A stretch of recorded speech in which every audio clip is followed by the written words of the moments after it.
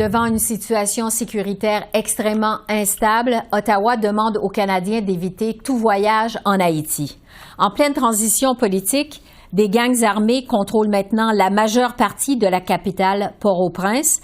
Le Canada a d'ailleurs réduit la semaine dernière de plus de moitié le personnel à son ambassade. J'ai rejoint à Port-au-Prince l'ambassadeur du Canada en Haïti, André-François Giroux. Bonjour, Monsieur l'ambassadeur. Bonjour, madame. D'ici, on a le sentiment qu'Haïti est presque en pleine guerre civile.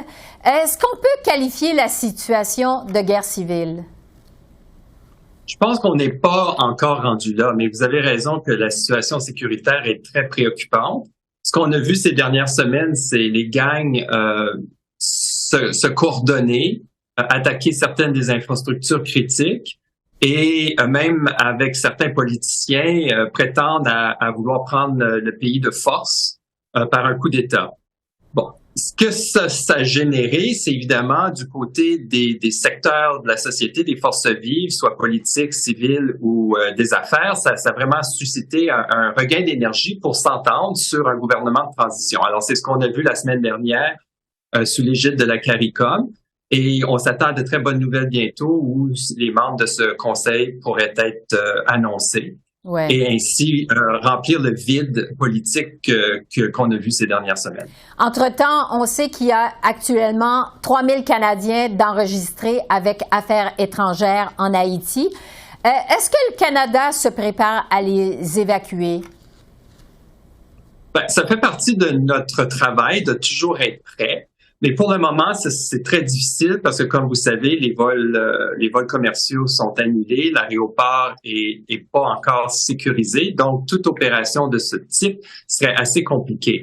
Mais une chose est sûre, c'est que ça fait plus de 2 ans que nous avisons tous les Canadiens de ne pas venir en Haïti et s'ils étaient en Haïti, s'ils sont en Haïti, de quitter Haïti.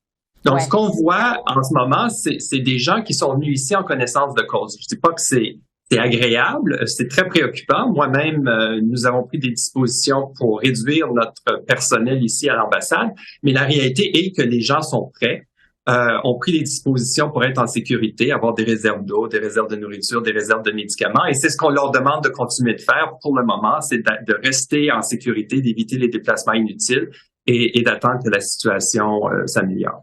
Pour ce qui est du personnel de l'ambassade canadienne, justement, vous le disiez, certains ont dû être évacués par hélicoptère vers la République dominicaine. Est-ce que vous vous attendez à être évacués dans les prochains jours?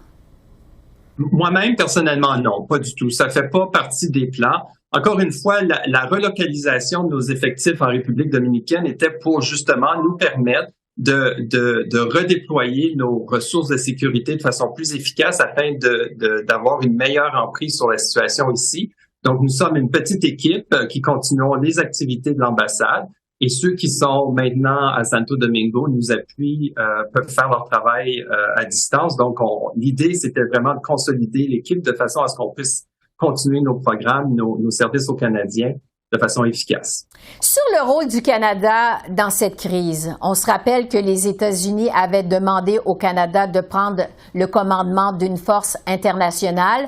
Finalement, c'est le Kenya qui dirige cette mission. Quel est le rôle du Canada dans cette sortie de crise, vous pensez? Bon, comme vous avez fait référence, lorsque les États-Unis nous ont demandé de nous impliquer davantage, on a jugé que notre contribution serait plus appropriée et plus efficace en appuyant la police nationale haïtienne. C'est ce qui a amené la contribution de 100 millions l'année dernière en équipement, en formation, en appui technique. À ça, on a ajouté notre leadership pour coordonner la communauté des donateurs de façon à s'assurer que, pas que les contributions canadiennes, mais les contributions des autres pays soient bien coordonnées, répondent vraiment aux besoins de la police nationale et que s'il y avait des mal-aimés, des secteurs mal-aimés, on pouvait les combler. Et à ça, comme vous notez, maintenant, il y a cette mission multinationale. Le Kenya s'est porté volontaire et nous, derrière, nous avons annoncé notre contribution de 80 millions à son financement, mais je peux vous garantir que au-delà du financement, on est aussi très impliqué dans les préparatifs pour cette mission, son mandat, ses critères de succès, etc. Mais vous savez qu'il y a pratiquement pas de questions à la Chambre des communes sur la situation en Haïti. Est-ce que vous sentez vraiment une priorité pour le gouvernement canadien? Écoute, moi, ce que je peux vous dire, c'est qu'on est le deuxième plus grand contributeur ici au pays après les États-Unis. Bon, on comprend, les États-Unis sont beaucoup plus grands que nous. C'est littéralement leur cours arrière. Donc, personne ne remet en question l'engagement ou la contribution significative du Canada, comme je vous expliquais tout à l'heure. On a vraiment ajusté nos programmes, on les a augmentés, et ce n'est pas que de l'argent, c'est aussi beaucoup d'expertise, beaucoup de formation. Donc, moi, de mon point de vue, je trouve qu'on fait vraiment tout ce qu'il faut côté canadien pour aider le peuple haïtien. C'est sûr que ce qu'on fait aussi derrière les coulisses, c'est essayer de convaincre d'autres pays donateurs d'en faire autant que nous. Revenons sur la sortie de crise. On sait que les gangs armés contrôlent maintenant près de 80% de Port-au-Prince. Est-ce que les gangs armés doivent faire partie de la solution, vous pensez? C'est aux Haïtiens à répondre fondamentalement à cette question. Nous, ce qu'on a vu cette semaine, la semaine dernière, c'était un non ressentissant, très, très, très clair. C'est-à-dire que quand l'alternative d'avoir un gouvernement qui était soit pris par la force ou qui inclurait ces éléments criminels, la réponse a été très claire et c'est ce qu'on a vu. On a vu les forces vives d'Haïti se rassembler, et on parle ici d'un mariage qui est de convenance, vraiment, parce qu'on parle de groupes politiques qui vont se présenter les uns contre les autres aux prochaines élections. Ils se sont rassemblés afin justement de combler ce vide et de s'assurer que le pays aurait un gouvernement légitime pour les années à venir. Et ça doit venir de la population haïtienne, selon ce que vous nous dites.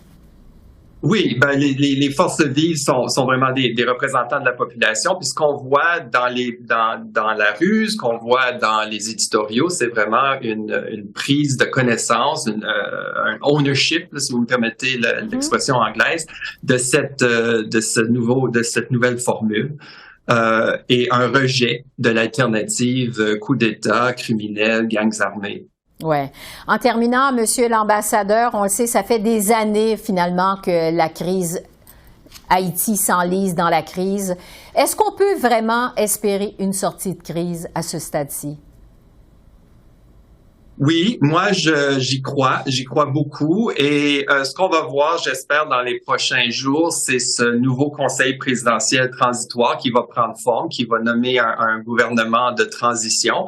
L'idée de ce conseil transitoire, c'est vraiment de préparer une feuille de route très claire pour des élections le plus tôt possible. On parle quand même de probablement 18 mois, parce qu'il y a beaucoup de travail à faire, mais une des grandes conditions de ce gouvernement de transition, c'est aussi d'accueillir la mission multinationale à bras ouverts, ce qui n'était pas le cas avant. C'était une demande du gouvernement passé de M. Henry, mais l'opposition, les différents partis étaient vraiment hésitants à s'engager. Alors là, ce qu'on voit, c'est qu'un consensus national pour faire venir cette mission.